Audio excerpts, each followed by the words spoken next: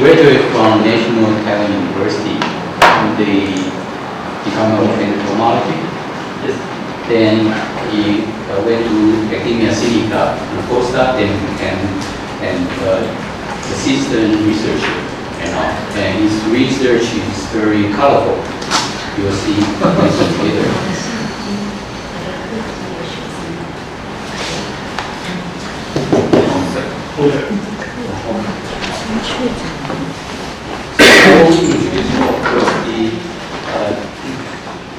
The content is pretty obvious from the title. How to provide in the changing world. Let's welcome Dr. Wu.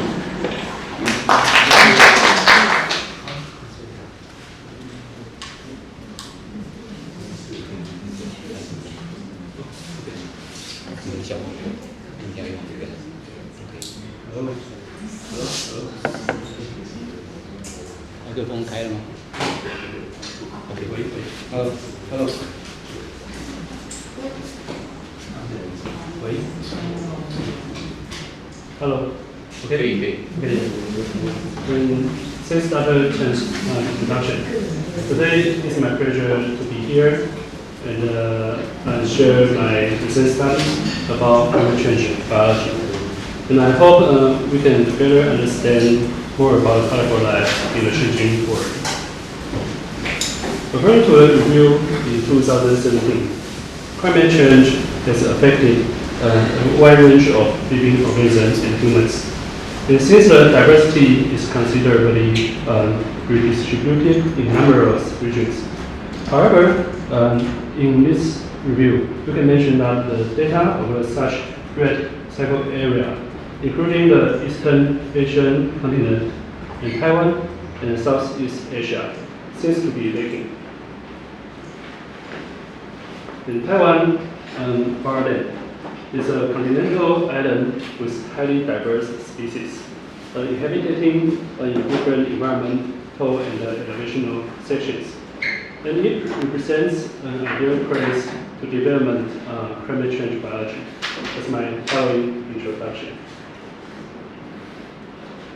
There are two main topics I'm recently focused on to understand how climatic factors to affect physiological tolerance and the distribution range of living organisms.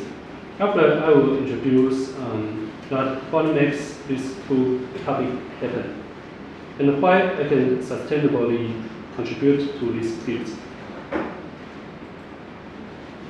And in my study, I select moss as the main materials. Since this group covers abundant diversity in species treasuries. For example, there are about 150,000 species worldwide, and in Taiwan, there are about 4,500 species.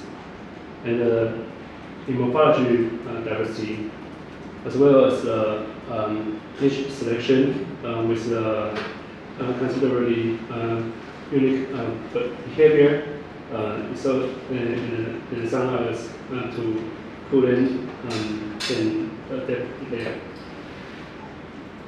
Another reason is that moss are very good material because they have good phototaxis behavior that facilitate a large sampling in ecological study.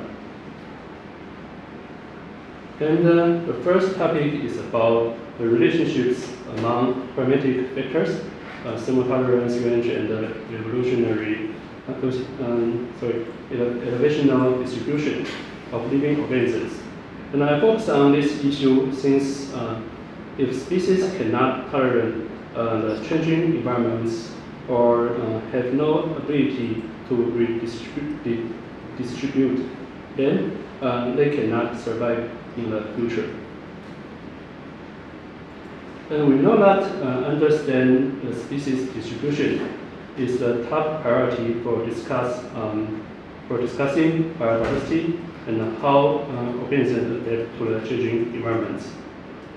And the distribution of species is a combination of many biological and abiotic factors.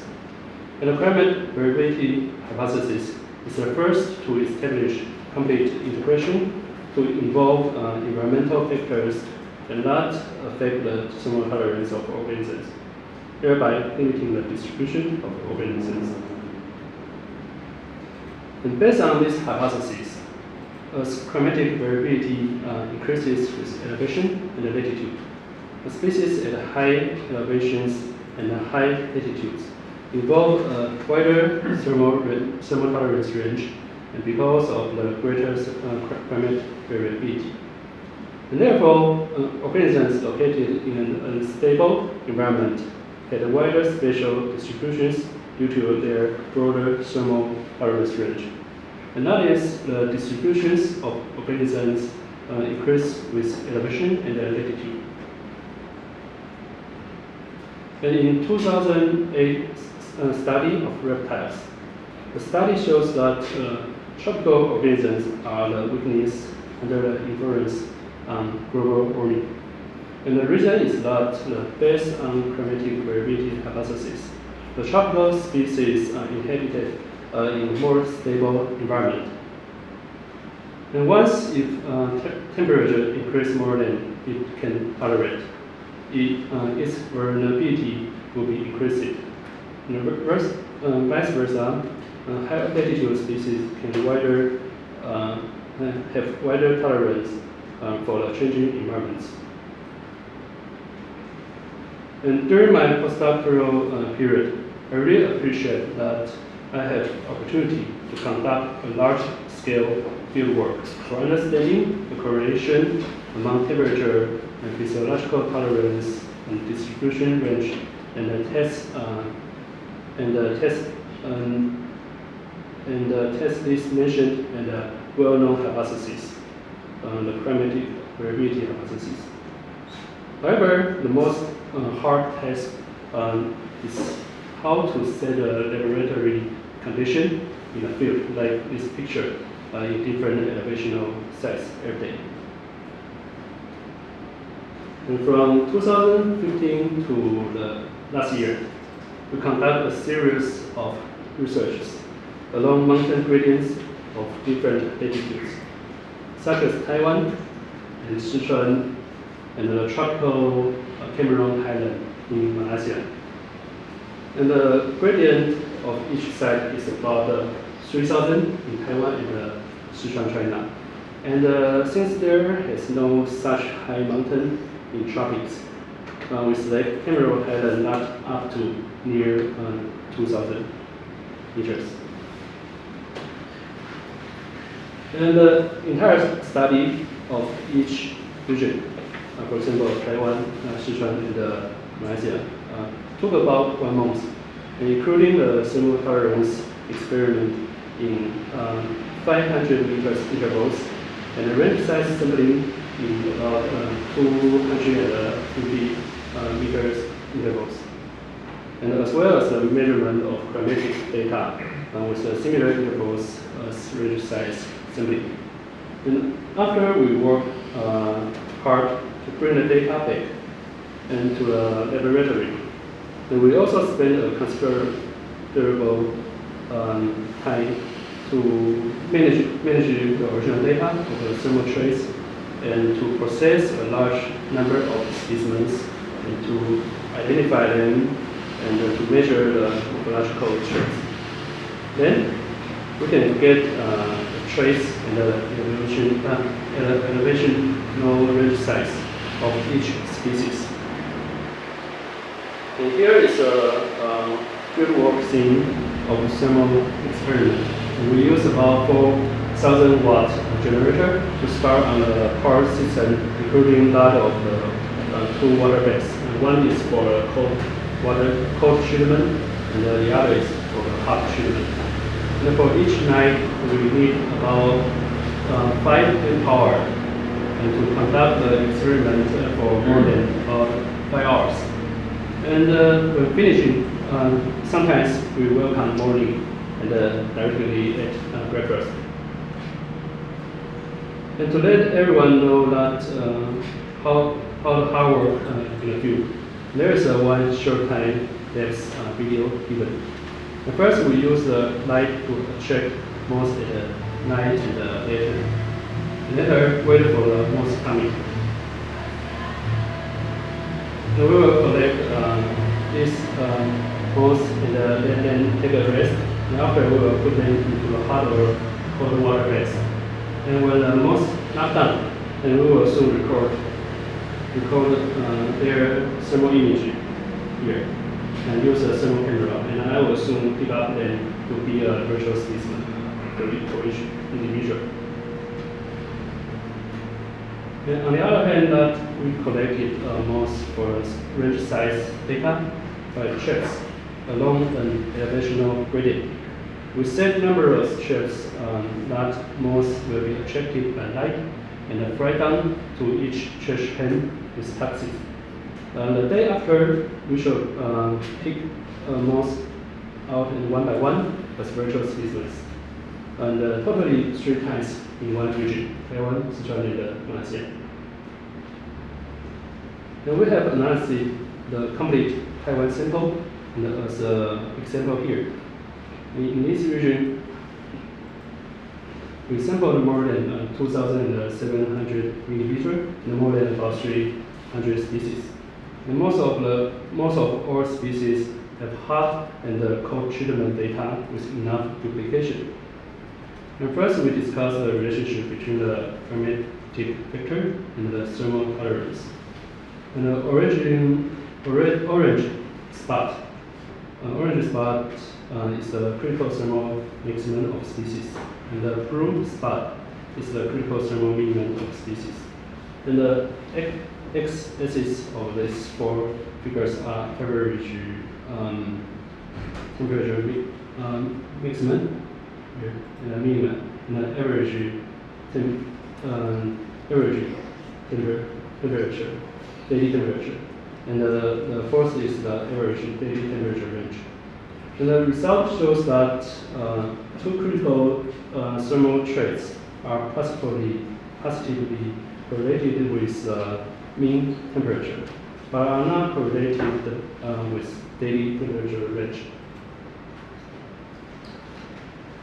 And we have just learned about the influence of climatic factor on the thermal tolerance. In herein, we discuss the relationship between thermal tolerance and the range distribution. And the orange spot is the upper elevational limit of species, and the blue spot is the upper one, and the orange is the lower one, elevational limit of species. And the x-axis of the left one is the critical thermal minimum, and the right one is the maximum. And the result shows that both critical thermal traits significantly affect both the upper and the lower elevational limits.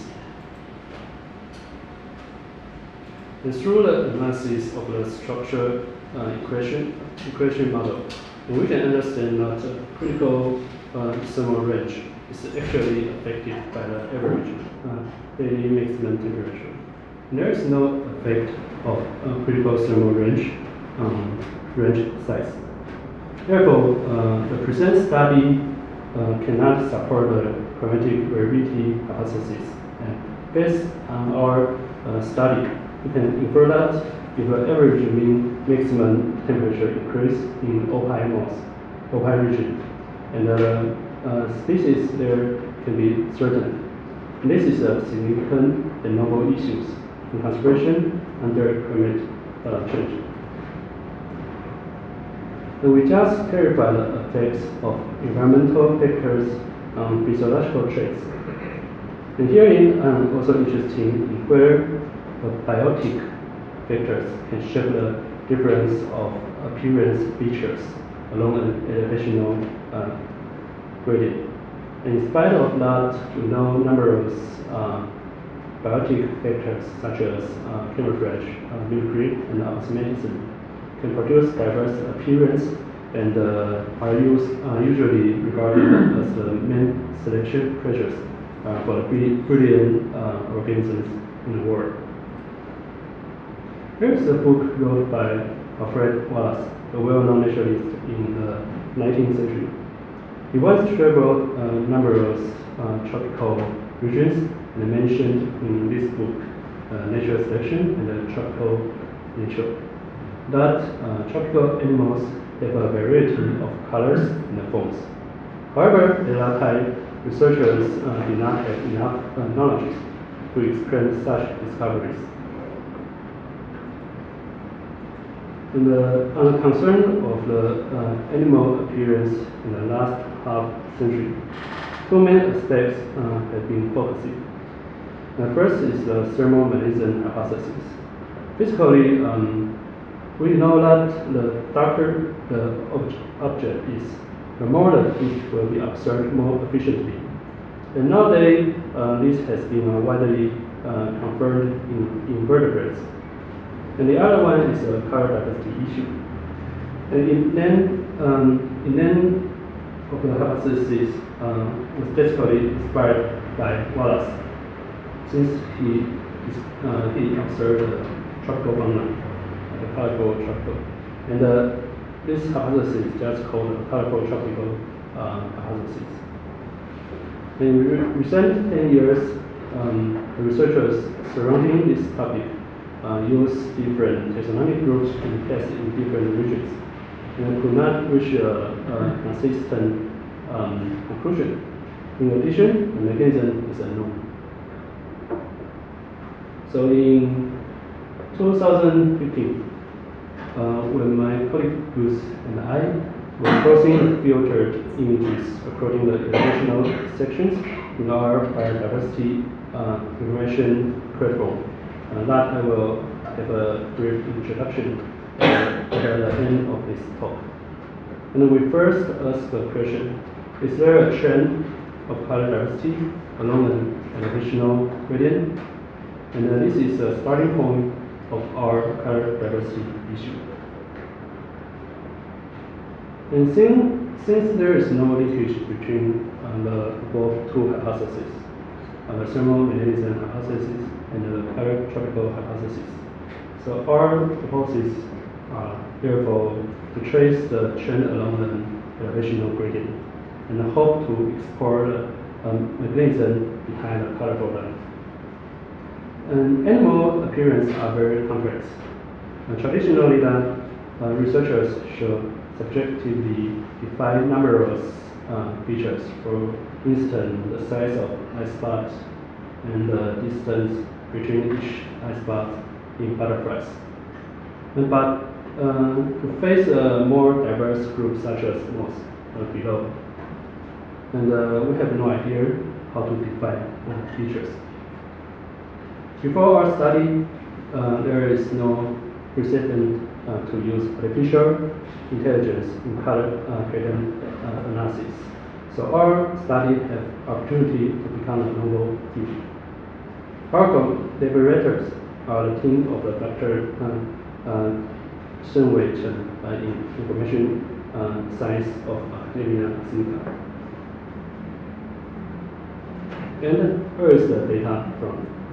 We collaborate with the researchers of Taiwan Endemic Species Institute in Nantou, and to get abundant images of Taiwanese specimens for study, and totally 23,000 images we acquired. After carefully identification and double checking their identities, we have nearly about 2,000 species collected from lowland to about 2,500 meters and from about 53 sites in Taiwan.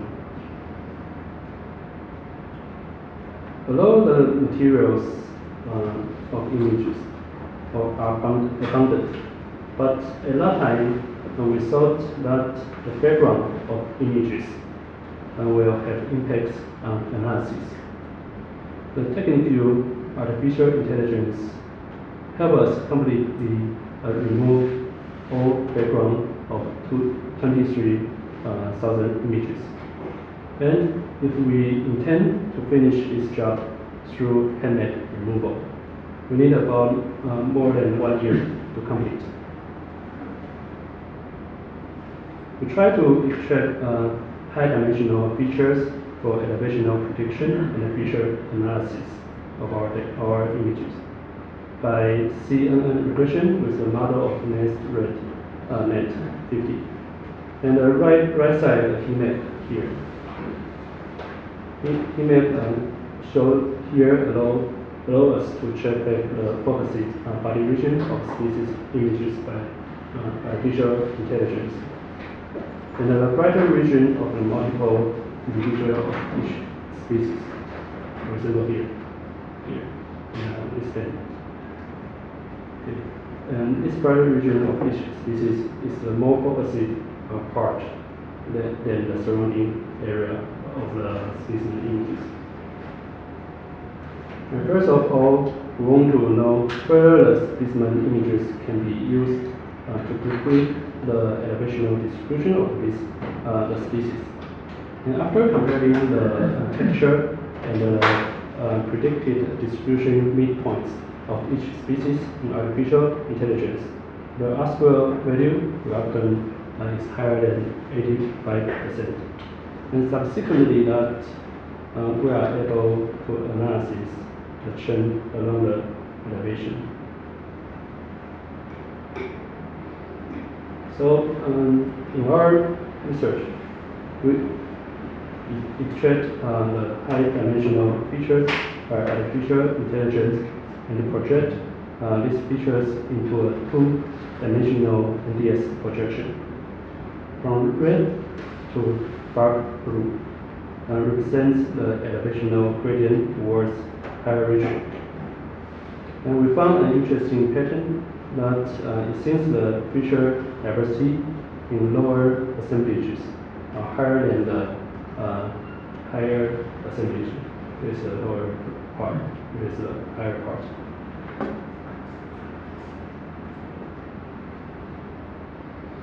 And then when we analyze the difference of color diversity trait by the ultimate difference of cosine distance between each species in each assemblage. And we found out the lower the assemblage, the higher the color diversity, and then vice versa. Through the analysis of the structure equation model, and we can understand that the color diversity is actually affected by the brightness. And the brightness is affected by the temperature. And therefore, the need for thermal regulation in higher assemblage here. With colder temperature actually limits the diversity of colors. And on the other hand, the lower assemblage here. And can show a high degree of color diversity and without the restriction of thermal regulation, and in comparison is higher. Therefore, in the future, if the temperature of mountains area increases due to climate change, then we can infer that the body color of mountains species will become brighter and more vivid. So this study, in conclusion, that we provide a simple explanation of how climatic factors affect color diversity along an environmental gradient. And we introduce a novel approach for quantifying complex biological traits. And potentially that we incorporate a functional traits analysis on the species distribution model.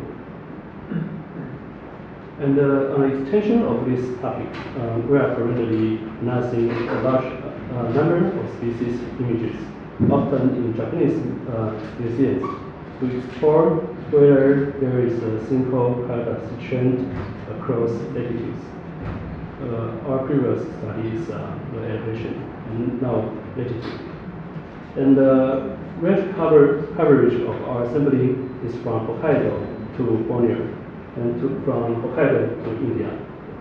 Totally, we got the data more about 7,000 individual images and more about 1,000 species. And in addition, in the above research, we have learned how the climatic factor show the biodiversity of the images. And we use the T-map in the left side to highlight the areas of focus for high dimensional features. However, we still cannot clarify that what features are. Therefore, we are currently introducing a new model to trace individual features and hope to restore the appearance of a species with these features. And here I present the visual result of 4 features among 512 features in total. And we train a model to predict the belonging family and found key features for prediction. First, we generate fake specimen images like the left side images with random features. And the model gradually modify key features along the gradient to a family to assess if it will look closer to a member of such family. Therefore, on the next, one of the next studies is to be able to find out the features of such a family and compare that in traditional taxonomic work. And such visualizable and understandable features are potentially used in climate change biology. And here I would turn to address the background of above 2 studies and how this background can let me and more collaborators to sustainable development of climate change biology. There are systematics and citizen sites. And to face the real world in the field and to examine specimens taken by predators probably more than 200 years ago are the basis of systematic works for elucidating complex biological issues. I have more than 10 years experience of both parts. And this page summarizes my contributions to the most fauna in Taiwan. My main study group is the largest crate in most, called Macrohydrocera. It covers about 63% of known Taiwanese species. And they are abundant in ecological study worldwide. And they represent about 90% of sample species in the first thermal tolerance experiment. It means that I can control the data quality by myself. Among them, about 16 new species was described by me, and plus more than about 50 taxonomic treatment and 10 new record species in Taiwan since 2013. And there are still more than about 50 species new in Taiwan and additional about 300 species new in Asian region. And I would like to take an example about how systematic work can benefit to ecological study and climate change biology. And there is a famous series tea pest called Angelica tiae. And this is a tea pest. And this species was described in about 100 years ago by Japanese entomologists. And previously, we know it is distributed from lowland to about 2,500 meters in mountain. And I took notice on its distribution and the economic loss for a long time. And found that there is no report of loss in higher mountain region. And after carefully examination, I confirmed that the population in lower and higher are different species. Further, I described the higher one as a new species. Therefore, we can image that how many these identifications in the population books journal during these 100 years. And here we can clearly understand that in the past, if we regard these two as one species, then we may often mix it ecological traits, and mixed distribution range pattern. Since when we separate them, the distribution range is distinct differently. And so after my study, you can get 5 data set for further ecological analysis. And then each group in this page, Group A, Group C, Group B, has similar looking members in appearance respectively. And usually that I need about 1 year or 10 years to elucidate the systematic problems for Taiwan and the Asian fauna. And once the problem is resolved, the puzzle turns opposite to become a common sense in internet. In ecological sampling, these contributions can largely reduce the preference for sampling. And the second part is about citizen science. This is a discipline through a participation of citizens in accumulating data and analyzing data. This new field facilitates the observation or specimen collecting with higher spatial and temporal frequency in comparison with the less professional manpower previously. Since we have just less than 10 most experts in Taiwan. And based on the efforts of the most citizen science in recent 10 years, the successful situation of most society and lead the main issues insect science, citizen science of the annual meeting of the Entomological Society in 2018. In the talk of 5 invited speakers of the symposium, and one question was routinely asked for 3 times. How reliable is the data recorded by citizens? And I have 2 suggestions based on my long-term experience in this discipline. And one is to devote my knowledge directly or with the help of senior citizens year by year. The other is to put what you know in the internet, such as in the Biodiversity information website. And among numerous citizens, some are very active and have passion on knowledge exchange. Therefore, I lead them to do more studies on the Taiwanese mouse fauna since 2014.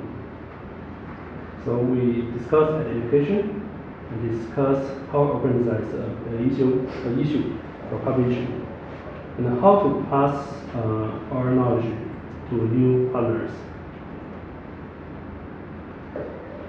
Since 2018, I have an opportunity to describe new 5 new species due to the material collecting or issue requests by citizens in our group to begin this kind of studies. Therefore, citizen science indeed promotes our knowledge to a new era. Through the participation of numerous citizens in our group, we accumulate data of caterpillars and their host records. Now we have more than 2,000 records, including more than 800 moss species and about 400 plant species data. And this is a very important data set to predict the distribution of change of interactions of species in the changing world. And in addition, since citizens in my group always preserve the virtual specimens and not just observation data, therefore I have opportunity to examine the valuable specimen further. Among the records in data set, and there is a species that was originally recorded in Taiwan in 1914. And since there was no further records, this species was deleted from the Taiwanese checklist in 2004. And there is a senior citizen in my group who rediscovered this species in 2015, and the first real caterpillar and got lots of information in the world. And originally that I have little hope to encounter this species in Taiwan. And since I have densely collected in Taiwan more than 10 years, but thanks citizen science. And ultimately that I document my data more than 10 years and put them to a well-structured database called DearLab. And this data is valuable for understanding the fauna and starting interesting topic in many kinds of disciplines. And it represents a well-known platform for the frequent use by citizen science. Apart from the scientific purpose and citizen science, the platform of this website indeed exhibit the potential power for understanding more about biodiversity in Taiwan for general people, and for future conservation, and for the reshaping our local culture. So finally, I hope my background can contribute in this interdisciplinary program, including team leadership and fieldwork ability, also systematics, and several interdisciplinary experiments with artificial intelligence, citizen science, and biodiversity informatics, as well as science outreach. And here I want to thank everyone who has given me opportunities to learn in different fields at different times. Dr. Shen Hongyan in systematics, and Dr. Shen Hongshen in ecology and evolution. Mr. Xu Honglin of Taiwanese Academic Research Institute in the field of citizen science, and a robust team of Dr. Shen Wei Chen in information science. And also my only two teammates for the establishing the platform of the DearLab in biodiversity informatics. And it is interesting that usually people and even my international friends think the full flow data set is supported by the country, but actually that we operate independently. And finally, my old friends in citizen science. And based on my passion and open mind to life and to data, I hope to collaborate further with more researchers and the students, and to enjoy the colorful life even in a changing world. Thanks for your attention. Thank you. Question?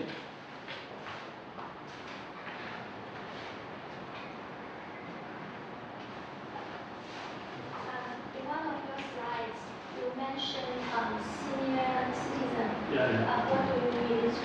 By age or by Experience. by experience? Yeah. One question. What does the color means? Color of the mask, what does it mean? Is it just a random selection process, or it has meaning to its own species or to its predator? I don't know, what do you understand your question? Why there are colors? What's the meaning of the color? What is the meaning of color? Is it to give information to their own species or to their enemy, or is it just a random evolution process? Okay. Actually, originally, many people or many researchers think color is a pressure of, for example, predation. Because species will be predated by the visualized predator, so they show some color to prevent predation. For example, food krypton, Camouflage or to scare their predator. and it's a biotic predator. Since I am a doctoral student, I studied genetics, and I did not to look at the general pattern of color. I study one-to-one, and I think the biologic factor is the most important. But when we have data set, we can cross large amount of species across the evolution gradient. And then we have gradually now we have thinking, is there any pattern shaped by biology factor? So indeed we got the case due to the thermal regulation. You show the color difference with altitude, right? So there must be some meaning there. Yeah, we study along altitude. Yeah, and we see the pattern and the transition. And now we pass to the issue along altitude. Okay. Good.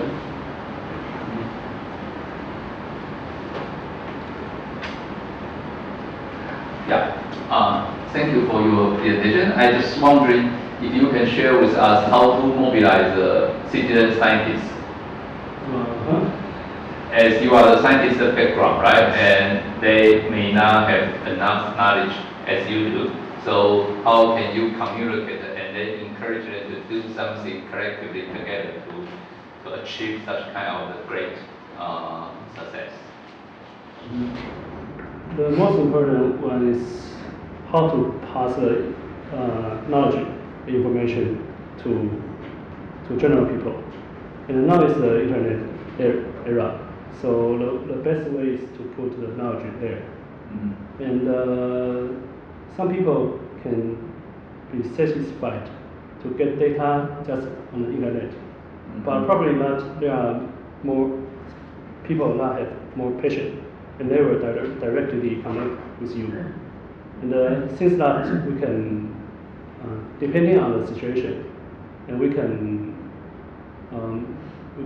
share and push more things to him, and one by one, and year by year, and we can form a group, not just a single person, single expert, just expert, but now there are numerous experts. Some people they can identify species. Some people they have best experience than me about how to breed a larva to a dot, and then they can get the host data. So we have accumulated host data. Yeah. And we together we integrate the data into a website. Probably now or later I can show how to present such knowledge. So my question is actually, to me, there are lots of citizen science performed in Taiwan or in the world. But oftentimes I think citizen science, mostly it has the citizen component, but less of a science component, meaning that actually many people collecting data through the collaboration with non-scientists, the citizens. But oftentimes these data sets are extremely difficult to use because of the quality control. So how do you solve or overcome this problem? Yeah, it's a very good question because to observe, to take a photo is very easy, but to collect specimen and preserve wonderfully and pass the specimen to the expert and become a specimen and digitize and show to the people who originally get. It's a difficult cycle, but if we can do this cycle and people know why we need to preserve the virtual specimen, so people can get more knowledge and know why we need to preserve more information about his record. So that is a way to let them know how to promote their quality of data. So you still need experts involvement. Yeah, it's very important. If no people can help you share information or help identify the living organisms, we don't have passion to go on. For example, moss is earlier, moss developed earlier, and now it's spider. Spider society now in Taiwan is very strong, but the past 2 years, I don't know how to identify, I don't know how to share the beautiful of spider. But now, That was my other question. Can you extend your study on moss to other insects? no problem, because if let people know that they can get information efficiently and beautiful data. They can copy your nice. Yeah, because that we established the data set by a well-structured platform. They just repress their data from moss to, for example, beetles, and then they may all feed on plants. So we can connect these two groups by a trait, a host plant, to connect each one. So if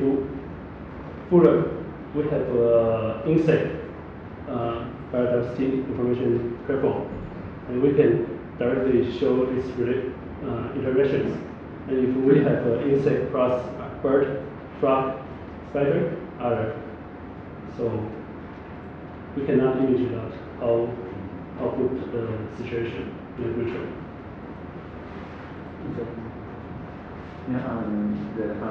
The focus on the study is the temperature, because a different elevation has a different temperature. Then, do you think maybe the moss migration, maybe that's an indicator if you find with a high elevation, you find something colorful moss move there. Is that possible, or maybe that's a way to study see how the climate change or global warming? To study about migration or the relationship of the community in environment in elevational gradient or latitude gradient, that the most important is we need the data.